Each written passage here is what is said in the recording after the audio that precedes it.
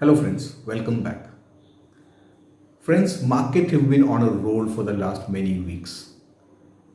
Last 6 weeks if you look at it, Nifty which was below 10,000 is today at 11,200. 6 straight weeks we've been having higher closings. Will this continue? Next week we have a monthly expiry. What will happen next week? Will we see long unwinding or will we see short covering? What are the events that will drive the market next week? FIIs have together bought about 8,000 crores worth of shares in the last 1 week. Will the trend continue? Is that what is driving the market? If you are bullish, like me, what is it that you can do so that if the market goes up, you make decent profit, but if it goes down, you don't lose too much money? What are the charts saying? Where is the market headed? And finally, some share which we can invest for the short to medium term. Let's look at all these factors and let's look at the markets.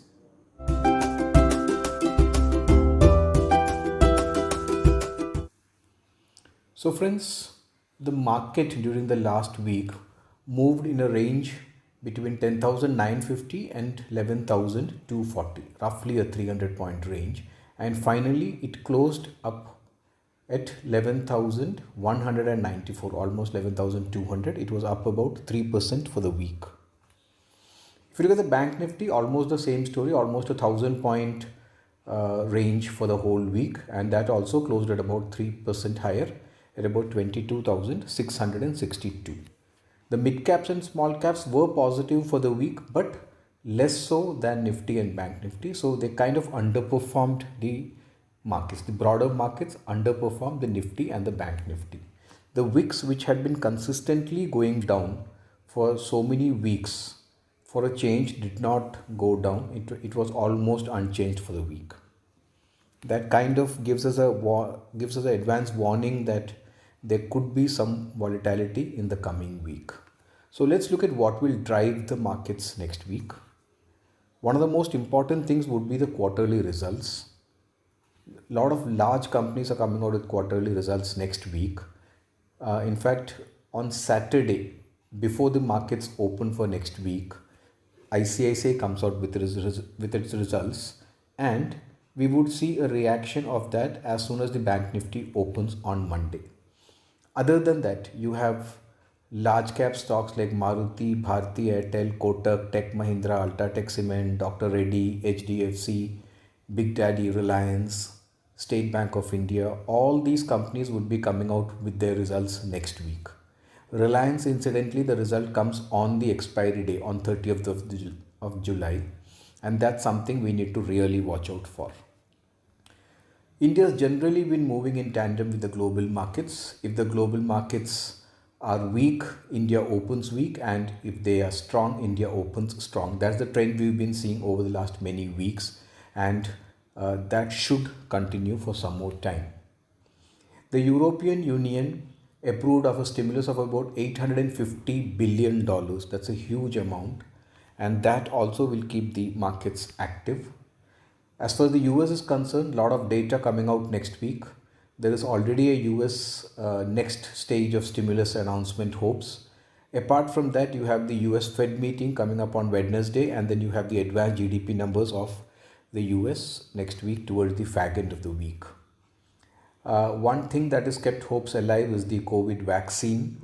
There has generally been a lot of progress on the COVID vaccine, and if some concrete news comes, we could expect another leg up in the markets. We had some good news in the markets as far as the banks were concerned.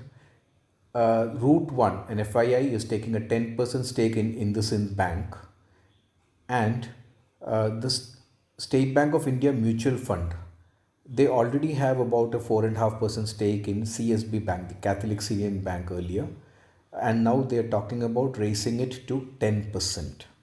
So both of these are good news for not only these two banks but also for the banking sector as a whole.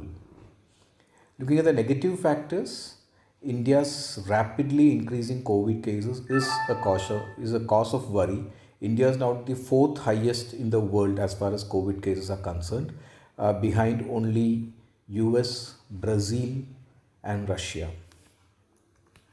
US and China tensions are simmering again, and they can have an impact on the markets. They already caused the markets to go down last week, and they can have further impact in the coming weeks. But the most important event that will drive the markets next week will be the monthly expiry. It's been a very good series with markets going up very sharply. So what needs to be seen is, are we going to have a short squeeze or are we going to have a long unwinding? That's something which we need to watch out for, and that's something the charts will tell us as it happens. As far as the FII and DI actions are concerned, FIIs purchased 8,100 crores during the week. That's a large number. And Indian institutions sold about 4,600 crores. Net institutional activity was positive 3,500 crores, which again is bullish. Coming to the charts, Nifty last week opened three out of 5 trading days, 3 days it opened with a gap up, and then spend rest of the day on a small range. That's what happening for the whole week. But if you look at the charts, when you look back, out of the last 5 days, 4 days it was in a kind of trading range, and next week we could see a sharp movement in the Nifty. We continue to maintain our bullish stance. In fact, over the last 3 weeks since we started this series, we've been bullish on the markets, and we continue to be bullish as long as the Nifty trades above 11,080. Nifty would remain bullish. If it does go below it, then it could come to 10,900, but chances are brighter that market goes up than it goes down. There is a resistance at last week's high, which is 11,240, and if that is crossed, we could see 11,400. Looking at the weekly charts, there have been continuously a higher high pattern, and the trend line is being respected. Markets are still above the trend line, which continues to be a bullish sign. So that also indicates to be a positive stance on the market. Looking at the Bank Nifty, the charts are a little different for the Bank Nifty. They have been bullish, almost 3% up for the week. The crossovers are still positive. There have been 2 red candles, but then the crossovers are still positive. RSI at 58 is reasonably comfortable here. The MACD is kind of indicating a caution, though it's slightly on positive crossover. It still needs to be little cautious. However, that also looks bullish. We're bearish only if the Nifty starts trading below 22,000.